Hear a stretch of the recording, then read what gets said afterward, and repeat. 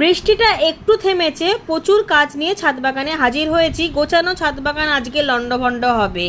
সমস্ত ধরনের যে লতানো গাছ টাছ রয়েছে, লাউ, কুমড়ো, ঝিঙে, চিচিঙ্গা, কাঁকড়ি, শসা, তরমুজ, অনেক বরবটি গাছ, এই সমস্ত গাছ তুলে ফেলে দেবো। কারণ শীত আসতে চলেছে, একেবারে প্রচুর কাজ করা আমার পক্ষে সম্ভব না, যেহেতু সাহায্য করার মতো কেউই নেই। আর প্রতি বছরই এই বর্ষা থেকে আমি শুরু করে দিই কাজ, কারণ অল্প অল্প করে কাজ শুরু করলে ঠিক সময় মতো শীতের সবজিটা আমি প্রতি বছরের মতনই এবছরও পাবো।